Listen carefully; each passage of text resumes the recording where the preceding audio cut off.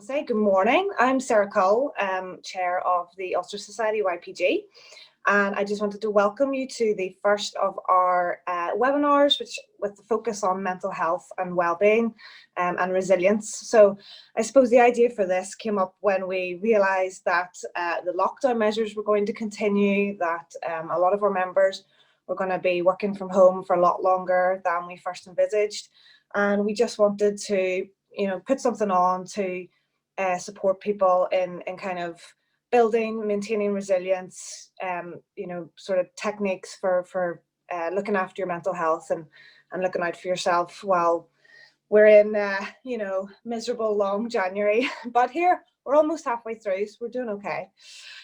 So look, really excited to bring this to you today. We have a fantastic lineup of speakers to share their stories and techniques with you. So first of all, we're going to have Stephen Watson chat to us about his inspiring story. And then we are going to be joined by Dee from Chartered Support, and she's just going to give us a bit of an overview of what's available for yourselves as members of the society, as members of the Institute.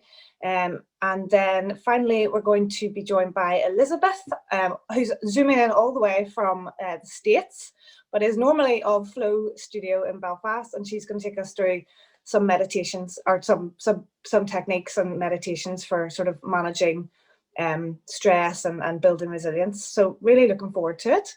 I will just briefly pass you over. Oh, sorry, before I do, if you have any questions for any of our speakers, could you please pop it in the little Q&A box? I'm going to keep an eye on it throughout, and I will raise questions as they come up with our panelists. And yeah, just to let you know, this session's been recorded. We also have another second session in our series coming up on the 11th of February.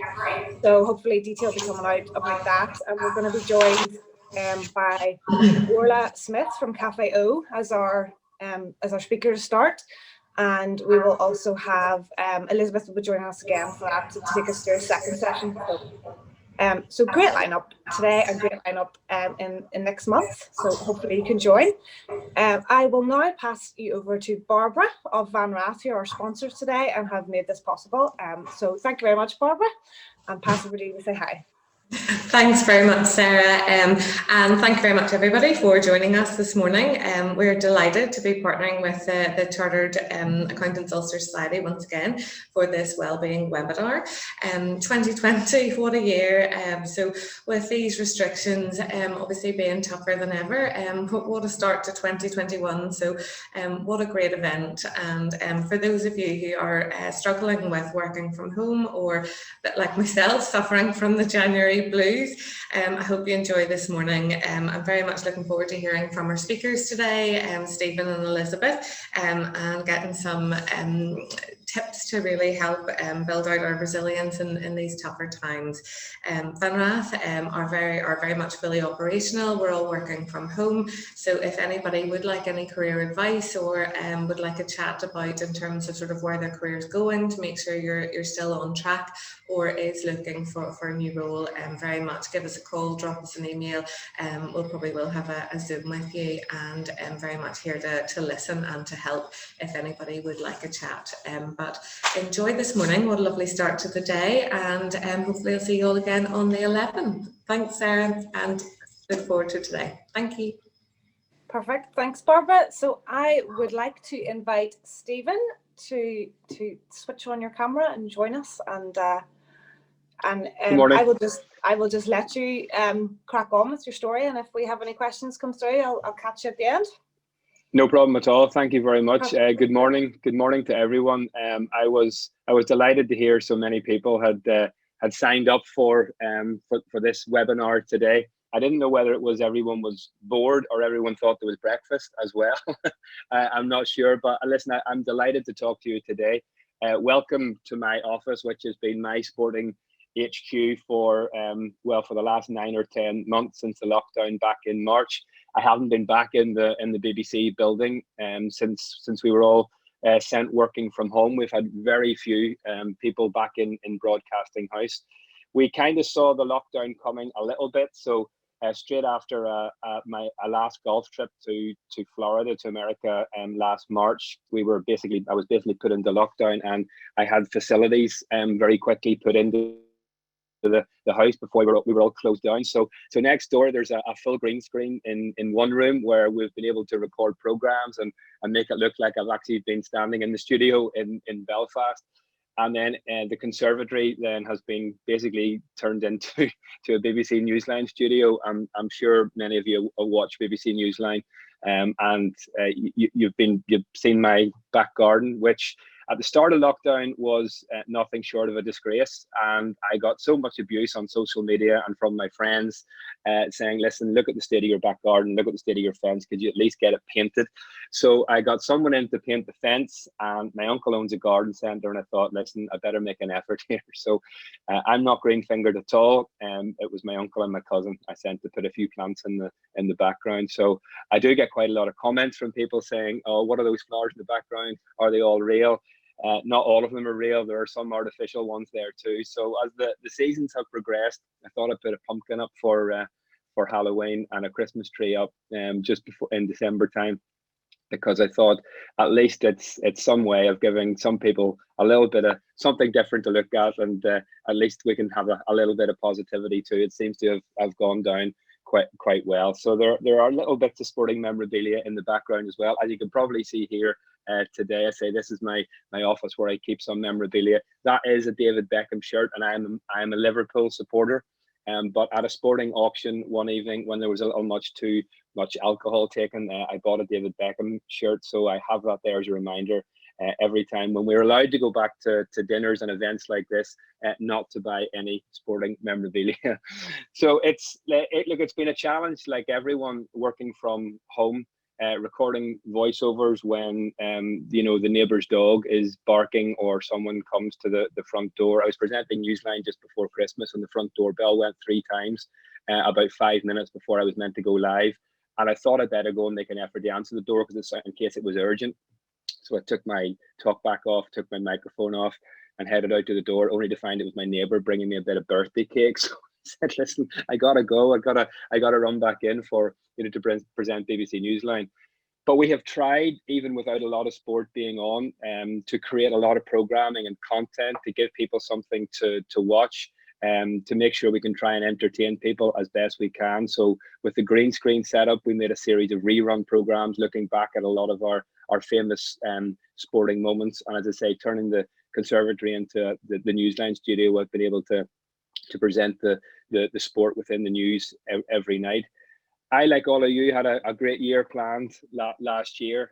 From April, we were meant to be at the Masters Golf Tournament, and the Irish Open in May, with the Northwest 200 motorcycling event in May, one of my favourite events of the year, followed by the US Open and the Isle of Man TT in June, the Open in July, the Olympics, the Ryder Cup, the list goes on.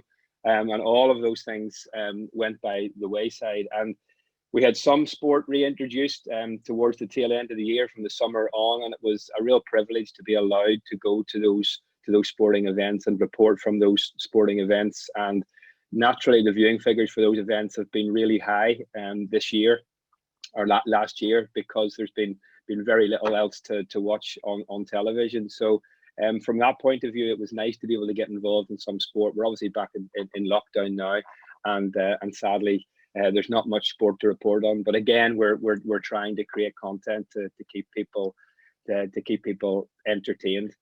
Selfishly, last year for me wasn't too bad, because I'm sure many of you know I underwent a kidney transplant just before Christmas last year, so it probably was a chance for me to press the pause button.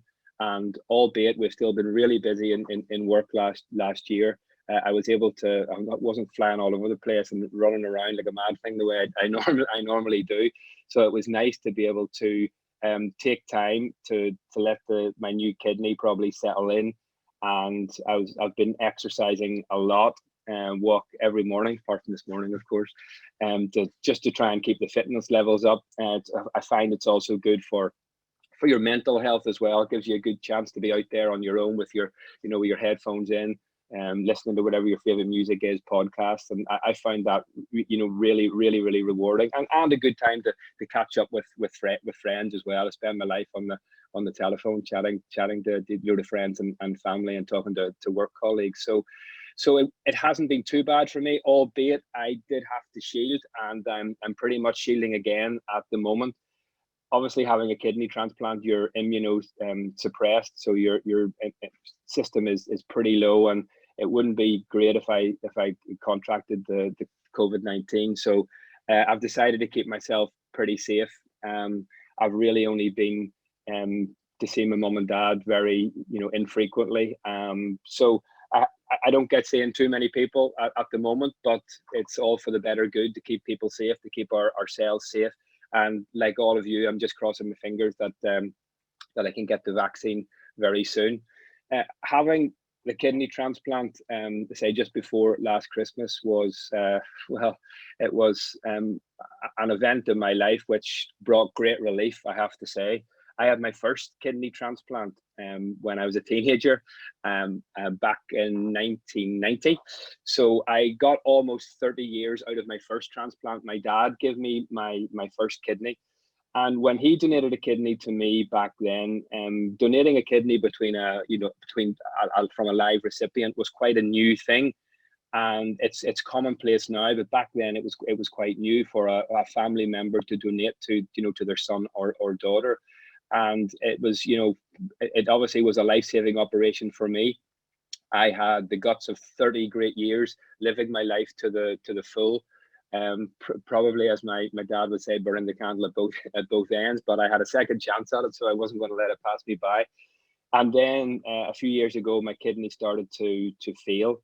I was actually recovering the Masters golf tournament in April, and I noticed that I was having a few side effects. My ankles were very swollen. I was carrying a lot of fluid. I put a lot of weight on, and I couldn't understand why. So when I just thought it was the flight, with and the swelling of the ankles. But when I came home from then, I realized that my kidney was working at a very low percentage, and it wasn't able to drive all the fluid out of my body. So I was actually putting the weight on because I was carrying fluid. I put on about 1.5 stone in fluid weight, which was frightening, and a great pressure on your system. So once they were able to discover that, then I dropped literally about a stone in a week.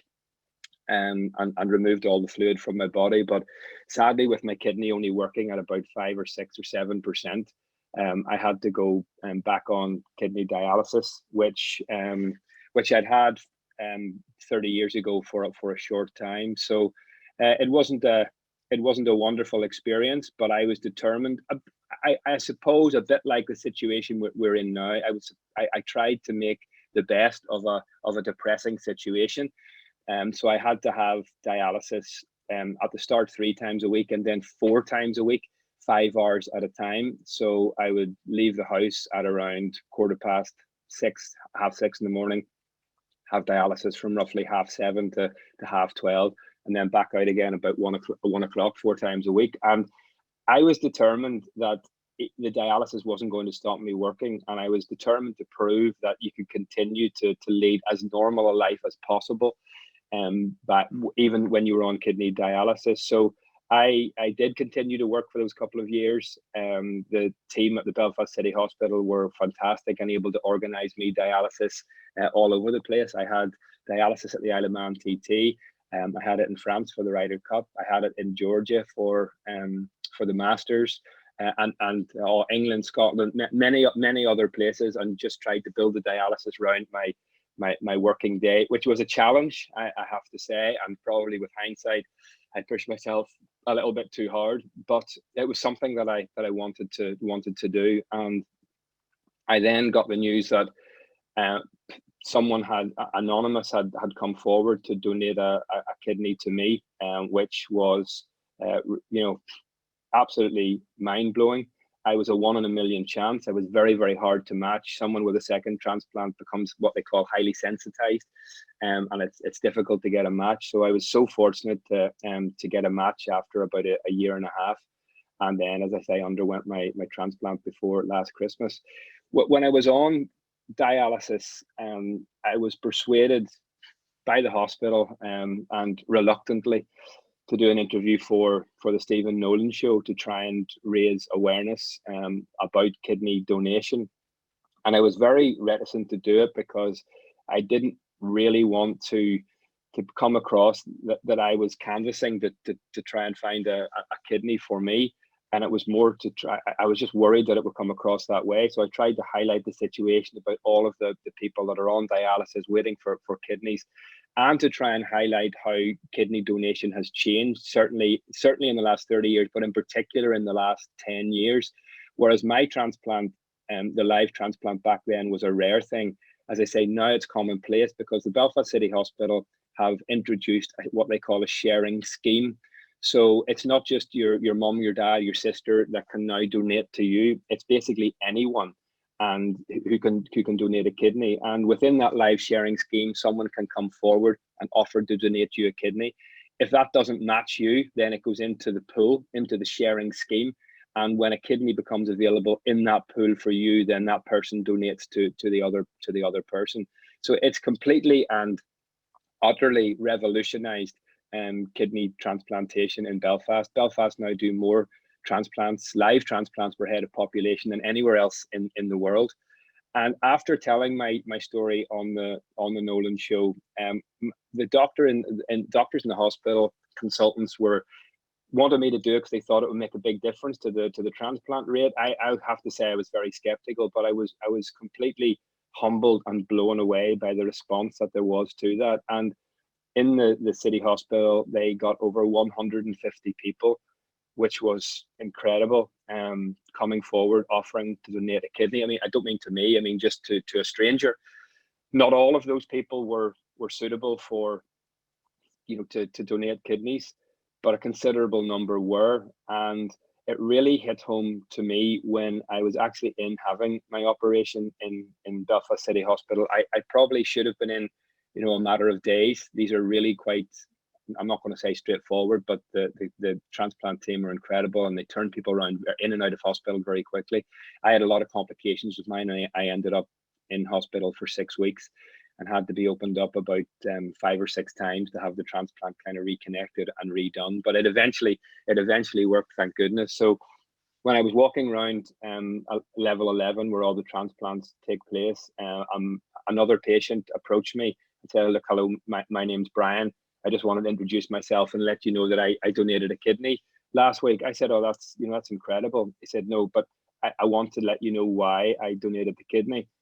And I said, "Right." He said, "Well, it's because I heard your interview on the Nolan show." Now, as you can imagine, that was a very emotional time for me. I've actually got sort of my hair standing up at the minute even thinking about that, because that was the most humbling experience that I've ever encountered. And it's happened on a few occasions since, that I've met people that have donated kidneys to strangers because of that reason. So if I, by telling my story, was able to help really one person, I was absolutely just completely and utterly blown away by that. And I'm just delighted that so many people have been able to have their lives changed by getting a new kidney. I feel great at the minute, just over one year into my new kidney. I was so disappointed to have to report on BBC Newsline last night that the transplant program has stopped at the moment, and that many deceased donors who have their families have granted the use of their organs for transplantation, those have had to be turned down by Belfast at the moment because of COVID-19 and the pressures on the health service, and the lack of operating space, which was such disappointing news last night, especially because last year the remarkable team at the Belfast City Hospital, the program was closed down in February but reopened very quickly, and they were one of the very few renal transplant centres in the United Kingdom to remain open last year. And this was one of the most positive, uplifting stories during COVID-19 for me, that they were able, through the hard work, determination of the staff and the collaboration with the Royal Victoria Hospital and the independent sector, they were able to re-establish the transplant unit in the Royal. And remarkably, last year, they were able to perform a record number of kidney transplants. At one point, they did 101 transplants in 101 days. And over 150 people had life-saving surgery last year, right in the middle of the COVID-19 pandemic. And that's just because Belfast is a world leader in transplantation and the remarkable things that they do. So, even during the sad times of COVID last year, this for me was an amazing story, that there were so many transplants done, and so many people had their lives changed. But the unfortunate bit is now that the transplant scheme has stopped, but I'm hoping that there will be a way to try and relocate the transplant centre, perhaps into the southwest acute or into the western region, to try and get the transplant up and running again. So I hope it will be running again soon, because I can certainly testify just what a difference and what a change it makes to your life. I certainly wouldn't have had the opportunities that I've had, certainly since joining BBC back in 1999. I spent a good 7 or 8 years at UTV, and then joined the BBC Sports Department. And I've had, honestly, the most, I'm so privileged to have been able to cover so many amazing sporting events during that time, culminating in the last 10 years in the very special achievements of our incredible golfers. Started back in sort of 2006, 2007 with Padraig Harrington, winning back-to-back Open Championships, and then winning 3 major championships from Graham McDowell in 2010, winning the US Open, and that's starting a real run of success with Rory McIlroy winning his first major in 2011, then Darren Clarke winning the Open Championship, and then the massive drive to get the Irish Open to Northern Ireland, right through to the success of staging the Open Championship in 2019, which probably was the highlight so far or one of the highlights anyway of my sporting involvement, because to see how the chances of us staging the Open Championship were close to nil, I'd say 15 years ago. I did a story with the RNA, the governing body, and they just said, look, we're not considering bringing the Open to Northern Ireland. Yes, because of the infrastructure, and because still of the fallout of the troubles and the difficulties that we still have during the summertime. And to see how that changed, and to be involved, right stuck in the middle of seeing this success. I've been honoured we were making documentaries with Rory and Graham and Darren during their unbelievable Open successes, and to have seen that close up was a very, very special time. To see Graham McDowell's homecoming, to Portrush was just one of those most special sporting moments. And then to have Rory McIlroy, follow him home. We were fortunate to be able to fly home with him, and just to see him hold the US Open trophy, see his name on there, and look down as he was flying into Hollywood, and see the pride that he felt about winning the Open Championship and bringing it home to the people of Northern Ireland. It's the one thing that I have always taken great positivity from, and feel so uplifted by, that our sports stars, no matter how big they come, how big they get, they don't forget where they come from, and they love where they're born. They love Northern Ireland or the Republic of Ireland or Ireland, wherever they're from. They love representing this place, and that is something which has really struck home to me over the past lot of years, covering the golf. And I suppose I've known Darren because he's the oldest, longer than any of them, and he always used to give me a bit of stick that we were making programs with Rory McIlroy and Graham McDowell, but we hadn't made a program with him in recent times. And I said, well, if you win the Open, we'll make a program with you. And didn't he go and win the Open Championship and gave us access into his life, which we were very, very privileged to get. Because these guys want to be able to tell their stories to people at home. I'm always very aware that they're not really speaking to us; they're speaking to all of you, and we're just telling their story. And to see Darren Clarke win the Claret Jug, to fulfil a lifelong dream after everything that he had been through with his family, and his wife Heather passing away with breast cancer.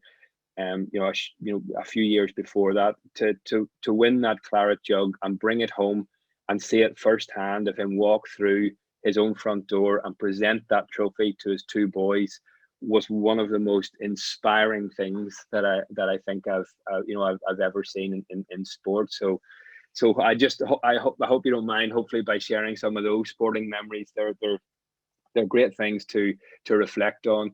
And that's why, in the Beeb last year, we tried to create so many programs looking back at our sporting moments, because I think sport at the moment gives us something to watch. It gives us something to talk about, and it gives us something to be positive about. Even though watching sport without a crowd is fairly, it's not a great experience, but I've got used to listening to the canned cheering. And let's hope that sport and life returns to normal as soon as we possibly can. This Friday, tomorrow afternoon, we've got some live sport on BBC, some live rugby, Ulster A against Leinster A, something else for us to watch. But sport is something to me which I've been so passionate about in my life, and I hope that during this time that it's given something, it's given all of you, if you're into your sport, something to be a little bit more positive about.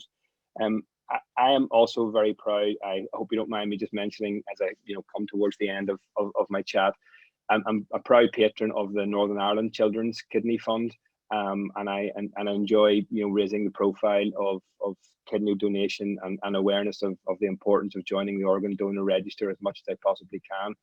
And while I was on dialysis, a bit like the time we're having now, I thought during a time where we can all feel a little bit down, we can feel a little bit sorry for ourselves, as I felt when I was on dialysis. I thought, if you do something which you think is rewarding during that time, then it perhaps makes it feel just a little bit better.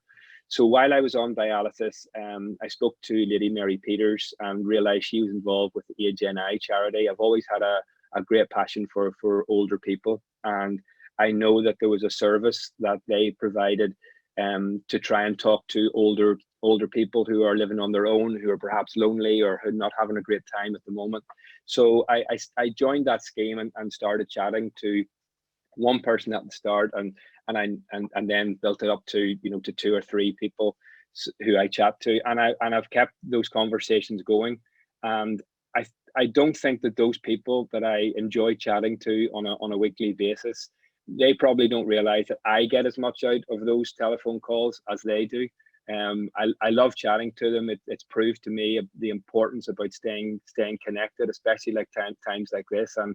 And probably before I thought about it, I didn't, I lived my life at 1,000,000 miles an hour, and I didn't realize perhaps that there were people out there who had, difficulties like that. So I found that a really nice thing to do. I've built up a great relationship with the people. Unfortunately, one of the people I was chatting to passed away a short time ago. I never got to meet them, but I still felt that we'd built up a really good friendship. So I enjoy talking to those people. As I've really enjoyed talking to all of you today. I hope you've enjoyed listening just to a little small part of my story. I hope I haven't bored you if you're not into sport with some of the sporting stories. But look, I'm happy to take any questions later on, and I'll chat to you again then. Thank you. Oh, not at all, Stephen. You have not bored us. That was brilliant. Thank you very much. I suppose we've got a couple of questions come in, which is brilliant. But I suppose just from, sorry if you can hear knocking, by the way, we're getting windows fitted at the most inconvenient time. But just thinking, so you're obviously involved. You're saying you're having to broadcast for the news each day, and I suppose from, like, I know in my household, we basically turned off the news. we watch the Food Network, basically. So we get up in the morning and have our breakfast. We're watching some American lady cooking. But I was just wondering, from your perspective, is there, should we be avoiding the news, or should we, be focusing on the good? Because I know you kind of finished off with your view on, all the sporting success, and that's kind of what you hold on to. Do you have any thoughts on that? Well, I could never advocate turning off the news, since I present on a news program every night of the week. Look, I do agree. Yes, watching the news can often be, quite depressing because the news is just so dismal at the moment. But what we have tried to do is we tried to give a bit of light and shade within our programming as well. So on most nights, towards the end of the program, when the sporting section is, we like to think that gives us some more uplifting and positive news, as long as we're not reporting on sport being cancelled all the time. But even during the first lockdown, we tried to create a lot of stories just showing how our sporting community, what they were doing to stay fit, what they were doing to keep themselves, mentally tough. And by bringing interviews with many of our big sporting stars, who were able to offer their own advice to people and share their stories with people to try and entertain them as well, and also to show exactly what the sporting community were doing to help during COVID. Remarkable stories, from Glenavon Football Club, to Monkstown Boxing Club, right through the Gaelic community in Armagh, providing a service to people who needed it. And I'm a massive motorcycling fan, and the voluntary biking group created a group of 200 to 300 motorcyclists who were lauded by the health minister, Robin Swan, who were providing a service that the health service couldn't provide. And basically were delivering prescriptions and food and essential items, the length and breadth of Ireland, not just in Northern Ireland, just to do their bit during COVID. So I like to think in times when the news isn't good, there are also stories there that can be quite uplifting as well. Yeah, absolutely. You just have to find the positive in it and hold on to those. I suppose so. There's a couple of questions coming in and linked to, you were saying. So obviously you had almost 30 odd years, whatever, on your replacement kidney first time round. But going back to dialysis must have been really hard, and I suppose a real inconvenience. I wouldn't have realized it's 5 hours a day. I suppose. And it's all about perspective. And I know, people have different thresholds. So people are finding, the inconvenience of being locked down horrendous. But I just can't imagine having to get up at 6 o'clock and go and sit on a dialysis machine for so long, and such a, it's just such an inconvenience to your life. But so one of the queries was, did you ever find yourself feeling sorry for yourself or in a real negative headspace in those early days when you kind of had to go back on dialysis? Yes, of course. There were times when you woke up in the morning and thought, do I really have to go back here again? Like January time, like it is now, leaving in the dark, leaving in the cold to go to the dialysis unit. But when I did the interview on Nolan, the nurses weren't too pleased because I called the dialysis unit a really depressing place. So they gave off to me and said, yeah, you cannot say that. I said, look, I didn't mean it that way. And because the nurses and the staff are incredible, and they try and make the experience of having dialysis as nice as it can possibly be. So I got to a stage where I thought, you know what, I'm going to try and look forward to going to have dialysis because I know that it's doing me good. And they did quite a lot of research in Canada to find the more dialysis that you have, the better you feel. So I kind of voluntarily said, look, I will try this for you. So I made the time to do 4 sessions of dialysis and did an extra, instead of 3 4-hour sessions, I did 4 5-hour sessions because I knew it made me feel better. It was making me feel better. It's not a pleasant experience. You're connected to a machine. It takes out your blood, it cleans your blood, and it puts it back in, and you basically just have to lie there with absolutely nothing to do. At the start, I tried to keep myself really busy. Work. We were making a documentary at the time, actually, about the Open coming to Northern Ireland, and also, ironically, we were making a documentary called Life on the List, celebrating the achievements of the renal unit in Belfast, which was 50 years old. So in the middle of making that program and telling those remarkable stories, I ended up back on dialysis myself. So I knew exactly what was involved. But look, I was very fortunate that I was able to be eligible to have another transplant. There are so many people in the dialysis unit who aren't, and that will be their life for the rest of their days, having dialysis. So I just tried to make the experience as pleasant as I possibly could. And I have to say that the nursing staff really do, help do that as well. But yes, of course, there were times when I felt sorry for myself, but I just tried to think of the benefits that it was giving me. And it also sounds like, I guess, you had sort of goals and aims. So, you'd said like you were just determined to keep working. You wanted to get back to it and everything. So, is there something in that, kind of having something to aim for? And it's, I think someone asked about basically what's your top resilience tip in times where you've been staring into a gloomy situation? My top resilience tip would be, have a goal and just be determined to achieve it. I have to say that I was absolutely determined that I was not going to let dialysis stand in the way. A bit the way in this lockdown, we've been determined that being in lockdown is not going to let us, bring sporting stories and be able to report on. And yes, look, that's been a challenge as well, especially for a colleague of mine, Gary McCutcheon, who's our technical guru, and he's had to set, things up for our complete entire department, as I'm sure everyone working from home has had their challenges. But look, I was determined on dialysis that I was going to be able to continue to work.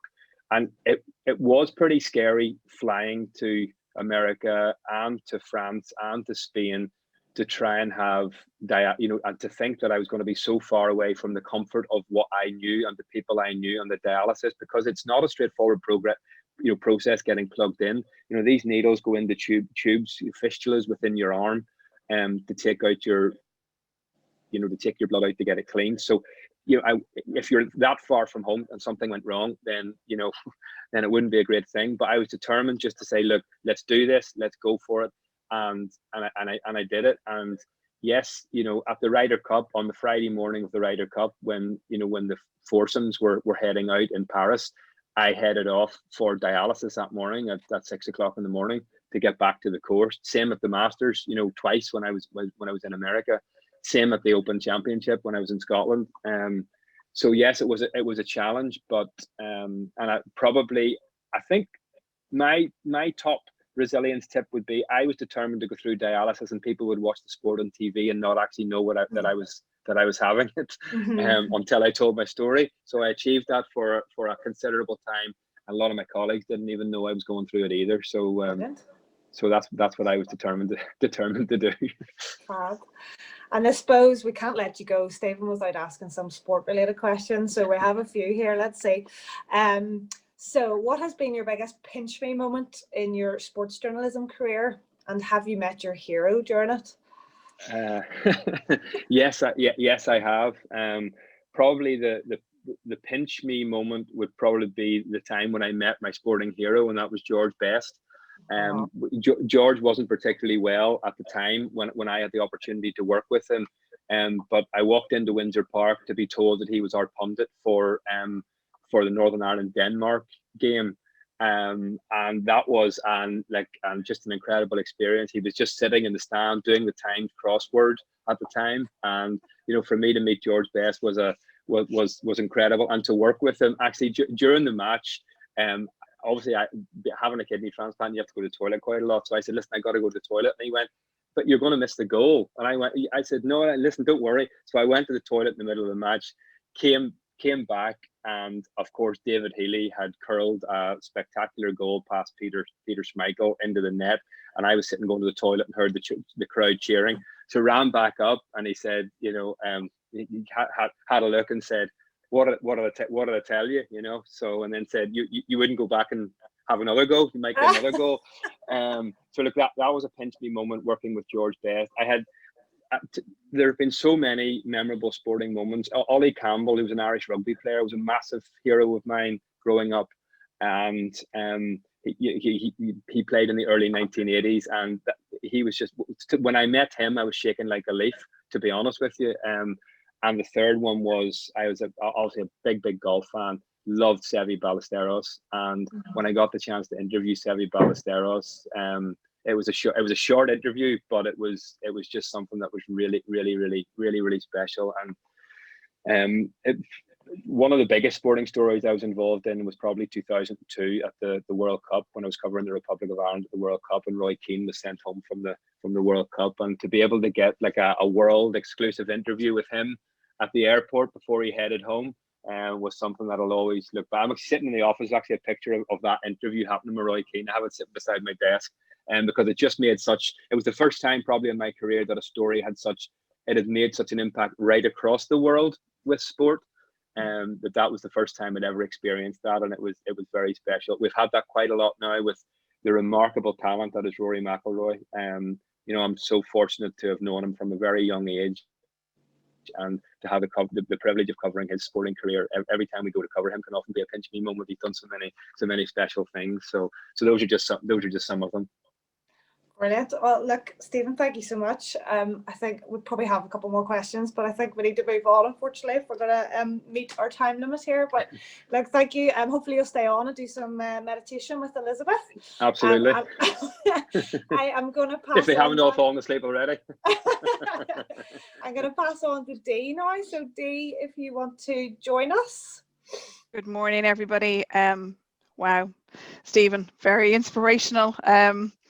I could have sat and listened to you all day, and I kind of even forgot I had to come on here and talk. So amazing. I mean, talk about a poster boy of resilience. Absolutely amazing stories. I hope everyone can see my screen. I just wanted to drop in here, and I'm very grateful for the opportunity to just say a very quick hello and to kind of signpost some of the services that CA Support offer.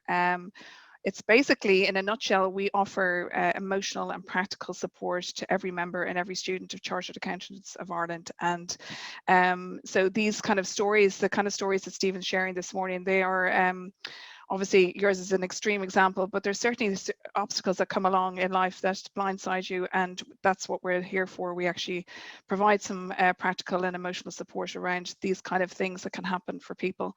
So just before I move on and tell you a little bit about the supports, I'm just going to see if I can move my slides on. There we go. Just wanted to kind of check in with everybody. This is our new reality. Despite the new year, things seem to be very much the same as last year, and maybe a little bit worse. So it's really just, to kind of maybe check in and see how everyone is doing. And obviously with the added dimension of the January blues and the most depressing day of the year coming up next Monday, when we are feeling a little bit fatigued by all of the restrictions, our energy levels might be a little bit low, we're certainly feeling a little bit disillusioned. So it's really just to maybe have a think about how we get beyond that. And certainly we seem to be still on this corona coaster, as I've heard it called, where our resilience is certainly being tested with all of the kind of the shifting kind of certainty and feeling, separated from friends and family, and just with that kind of, overall fear of what's going to happen next. So look, is there any light at the end of the tunnel? What are the things that we can do to maybe address some of these issues? And I'm just going to talk really quickly. I know I haven't got a huge amount of time, but just talk about maybe 3 little areas that we can have a look at today, that maybe even one thing you might take away from today to kind of help address all the kind of the negativity out there. So looking very quickly at a mindset shift, what can we do kind of to change our mindset? Looking at maybe a couple of tips around self-care, and then that other thing, obviously with Stephen's story as well, looking after one another, what can we do to kind of reach out and help others? So on the mindset shift, it's really 3 key things. You're sort of looking to accept the situation that we find ourselves in. So you can actually hold opposing kind of, I hate what's happening and I'm going to accept what's happening. So you can hold those 2 opposing opinions. You're not sort of re-triggering the stress all the time. You're kind of just saying, okay, well, look, this is it, and it will pass, and we're going to go on to brighter things in the future. But acceptance is a key part of that. And then awareness around, sort of the pain points. What are the kind of things that trigger us during our day, just to bring a little bit of awareness to that. So if we can catch it, if we can check it, and we can maybe change it. So we won't be sitting at our desk getting frustrated, just maybe get up, have a walk around, share the problem with somebody, go on a call with somebody else, take a break, and just kind of to track those during your day and to see what you can do to address them. And then I love this, sorry, it wasn't finished there, just a quick thing there on short moments many times. I love this idea of just taking a moment during your day to kind of slow down what's happening. We tend to kind of be on our laptops continually. We're taking calls. We're very much in the same place the whole time. So with just even a simple movement of turning your head away from the screen to look outside, or even to stare at a wall, or to just, step away from what you're doing for a moment, it actually does reduce stress levels. It does bring those stress levels down and give us back a bit of quiet space. So it sounds so ridiculously simple, but actually it's very, very effective. So then just moving on to what we can do for self-care. So looking after sorry, this is just in the way here. Looking after your gut is unbelievably important these days. This is where your immune system lives, would you believe? And actually there was even research out this week about people that go on to have severe reactions to COVID and have long COVID tend to have an unhealthy gut, because that's exactly, as I say, is where your immune system is. So it really is unbelievably important to clean up our diets, to maybe start cooking from scratch, to kind of clear all the Christmas rubbish away, and think about it as a kind of a really intentional thing that we can do with our health. Again, exercise is a key thing here. Stephen was talking about getting out for his morning walks. This is something we can all do. It's really, really simple. Again, it's intentional. You have to kind of decide, is there something that I like doing?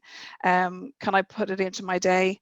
And then sorry, that's swinging on there. And then just quickly on your sleep hygiene, this is probably the single most effective thing that you can address for the greatest dividends. So if you can try and get your 7.5 hours of sleep and try and do the same thing every day, it's about that repetition. You're looking for 5 REM cycles. And in order to do that, you need to basically be getting those 7.5 hours in a dark room, in a kind of a slightly colder room. And again, it's rinse and repeat. It's doing that every single evening. And then finally, just looking after others. So obviously this is good for our health. It's reaching out, it's that social connection, it's the glue that we all need at the moment. And then it benefits this gratitude cycle. So when you feel good, you feel grateful, you're then, sharing that with others, and then the cycle continues, and it's almost like a ripple effect. So we're giving out, and it's going out beyond ourselves. And it's really, really important. It's such an antidote to isolation. And then just finally, looking out for others when, these are colleagues, or maybe we're managing staff. Has anything changed in their day to day? Maybe they're not switching on their camera. Maybe there's kind of, a bit of distraction, or they're monosyllabic. So what can we do to help both, the colleagues, the people that we're managing, and ourselves? There is definitely help available. So as I mentioned at the top of this, these are the supports that I'd like to just quickly run through very, very quickly. Our mission is basically to care for everybody and the well-being of every member and every student for life. These are the kind of pain points that I talked about that you may encounter as you go along, and certainly with COVID there'll be far more of these pain points for everybody. And this would be a very typical case that we would deal with: a male in his early 40s working in Belfast, struggling with work, maybe having some personal issues and not sleeping, and again not a great diet. So those are the kind of services that we provide here. Professional counselling, these are all free of charge. 8 sessions on professional counselling, wellness coaching. We can refer you to the career and the mentoring. And then we have events like this. We have wellbeing and mental health events that you can join. Also, there's a hub with content that we update all the time, and they cover all those topics there. And this is where you'll find us. So I hope that you will check in with us from time to time and refer anybody else over to our service as well. So thanks so much. I hope I got in there in a couple of minutes, so I'll stop sharing now and hand you back to Sarah. Thank you so much. Dee, thanks so much. That was a whistle-stop tour, but definitely, I think what comes out of that is there's just such a range of support that's available for us, and it's all free.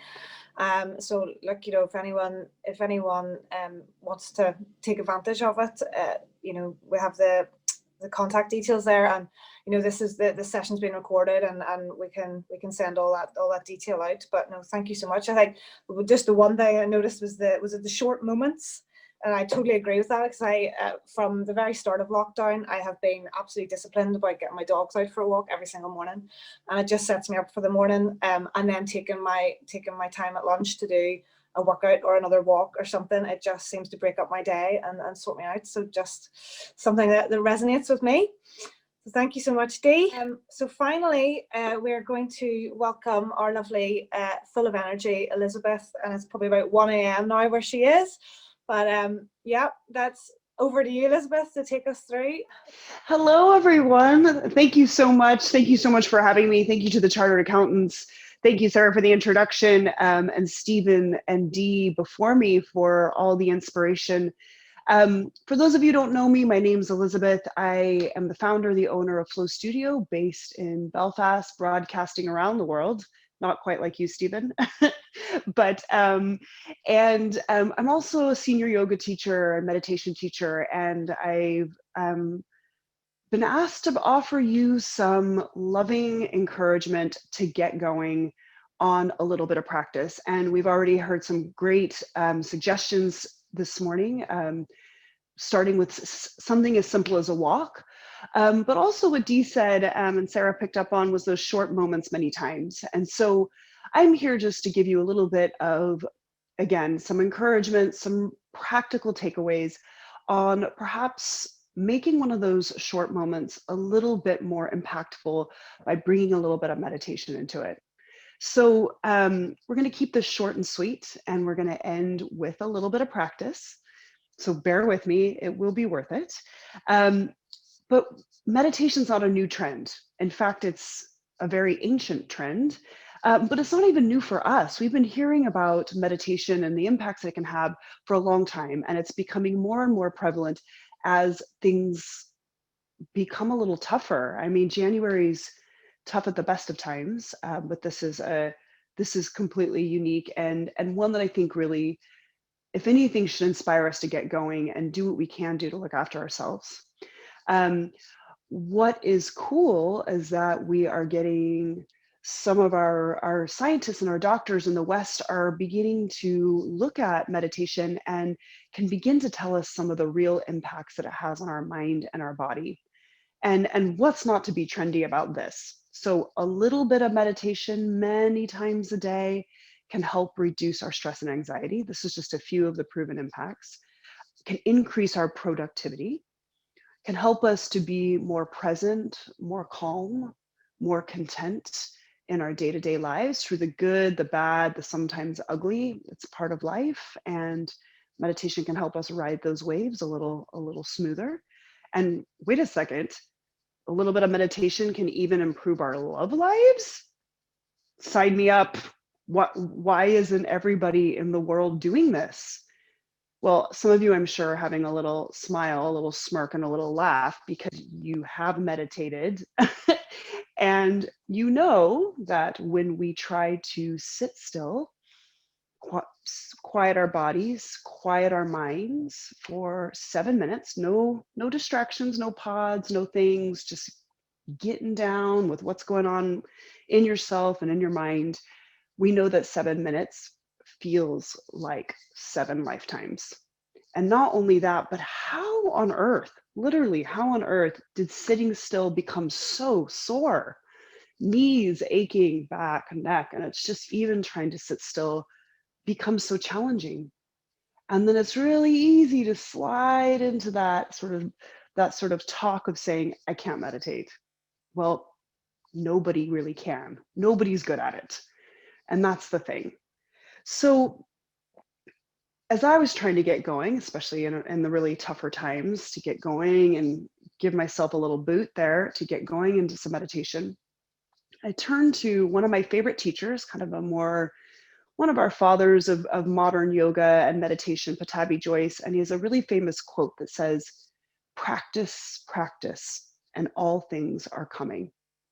And if you start to tune into the language of the meditators and the yogis, they'll always say, I practice meditation, I practice yoga, I'm practicing today, I'm gonna practice. And it's like, what is the deal with this practicing stuff? And I suppose when you start to see how tricky it can be to get quiet within yourself and you can nearly feel like discouraged, just remember that you're only practicing. Your yoga mat or wherever you choose to sit down and get a little quiet, get a little still, it's a place to practice. We're never supposed to get good at meditation. We never check it off our list. You're not necessarily accomplishing anything. I mean, you're accomplishing a lot in a different way, but in that moment, you're not really doing anything. But when you give yourself the permission just to practice, it can be a really nice little break from this constant need to do, to be in touch, to be connected, to be productive. And obviously that can bring us into a state of burnout, right? So then it gets into other sort of ways that we escape. But take that sort of idea that we're just practicing. And then meditation can become this time, it can be one of those short moments that we do where we take this moment to quiet down, and without judgment, without comparison, just take a moment to check in with yourself. You don't have to change what's happening there, but just notice what's going on. And that in itself can be a little bit uncomfortable, because sometimes we think we're going to meditate and it's going to be cool, it's going to be calm, I'm going to feel awesome after, when a lot of times it's frustrating, it can be a little weird, a little uncomfortable.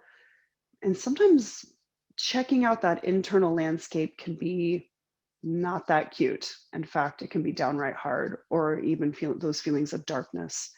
And I suppose then you get onto the flip side. And you're like, why am I going to do that? Doesn't sound like fun or cool or productive. But friends, you are carrying that into the world, whether you are acknowledging it or not. Our internal landscape is doing that thing, whether we take those few moments out to just acknowledge how we're doing or not, right? That's the energy. It's kind of the weight that we carry in our heads, so to speak, or on our backs when we're going out into the world. And it will always impact the way that you turn up in the world. It will always impact the way that you are in your own internal landscape.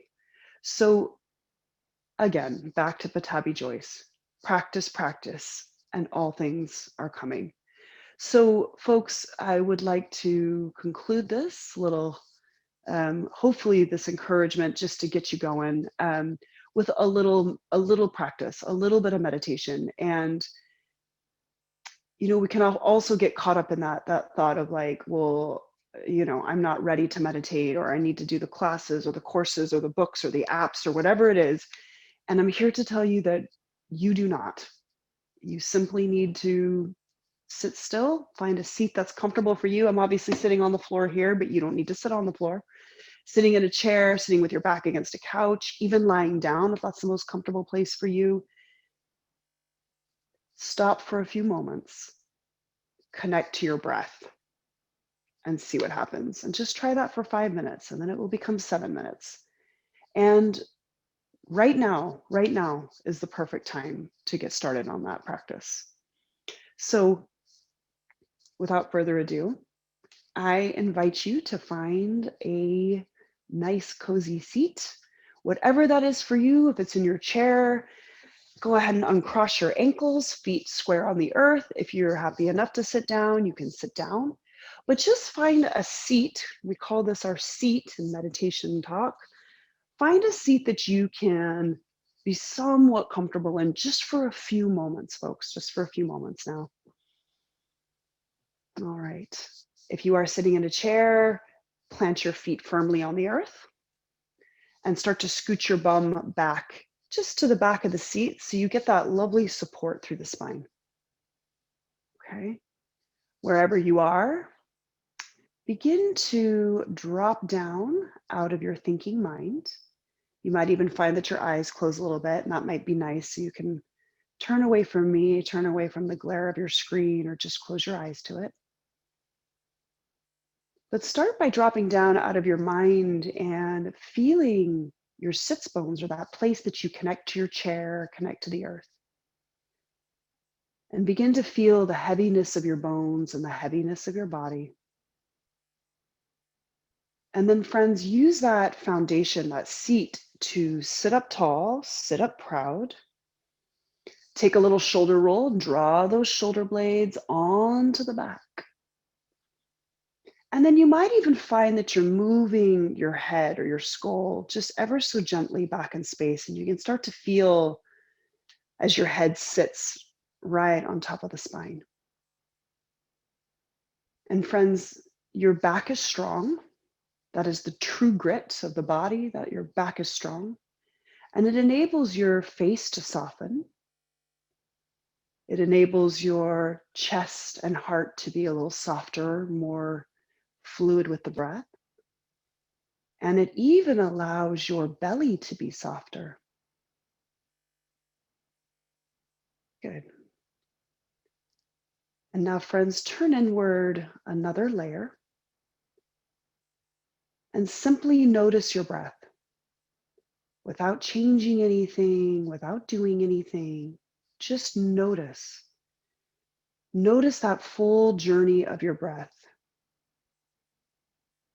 Notice how it feels as you inhale, open, expand, and rise. Notice how it feels as you exhale, release, let go, and dissolve. I always find my opening meditation a little like clunky or something. It's like you got to warm up your capacity to be present just the way you warm up your body when you're doing sport. So when your mind starts to wander, gently draw your awareness back to simply notice your breath. Again, noticing your inhale as you open, expand, and rise. Noticing your exhale as you release, let go, and dissolve. Follow your breath. Inhale to open. And exhale as you let go.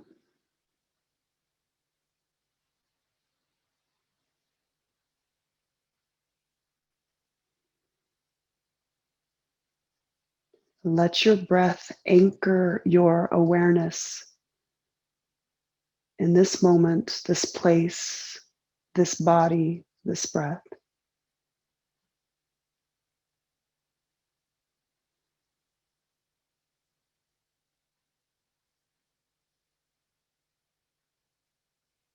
And now, friends, begin to climb out of the river of your thoughts, impressions, emotions, anxieties about the future, ruminations on the past.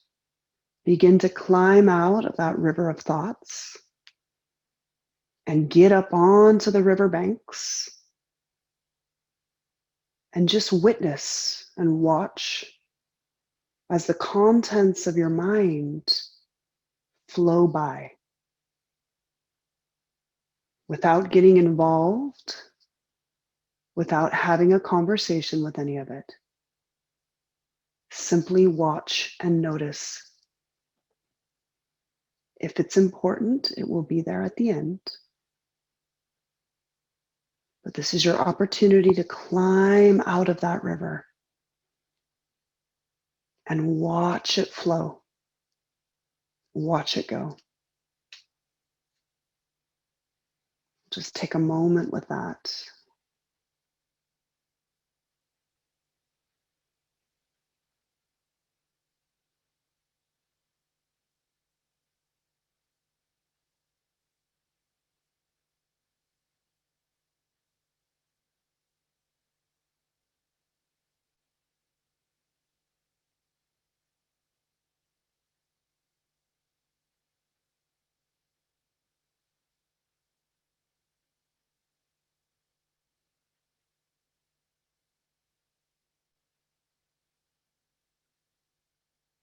And now inhale and take a big deep breath in.